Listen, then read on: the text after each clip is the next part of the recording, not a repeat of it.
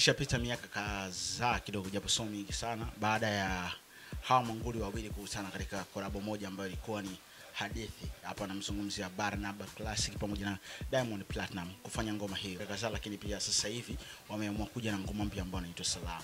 Ni bonge moja la joint, lakini pia humu ndani kama utakuwa umewekeza masikio yako vizuri kabisa kitaalam, utagundua kwamba hii ni, unaweza kusema kwamba ni aina ya mauzuri fulani ambayo ni ngoma ukiangalia vizuri ina sample baadhi ya vitu, lakini pia kwenye hiyo kusample kama utaamua kutulia tu fresh kabisa utapata uhakika wa ngoma ya Whozu pamoja na Alikiba ambayo pia ndani yake humu kuna vitu ambavyo watu wamevisample, na producer ni mmoja tu, Estokiz ndo ambaye ameproduce ngoma ya Whozu, lakini pia ndo huyo pia ameproduce pia ngoma ya kwa kimtu mzima Barnaba akiwa na nani, akiwa na Diamond Platinum. Ukiangalia hivi vitu vyote vinakuwa kwamba beat is the same, kuna vitu fulani ambavyo vina uwiano. Sasa ukicheki mchongo jinsi ambavyo ulivyo, sijajua kwamba imekaje kibiashara, lakini pia kimazingira ya soko letu design kama tunaona kama kuna vitu vingine ambavyo pia vinakosekana sasa hivi kama creativity pamoja na producer, lakini pia wasanii wenyewe pia. Sasa ukija kuiangalia kabisa unaona kwamba ni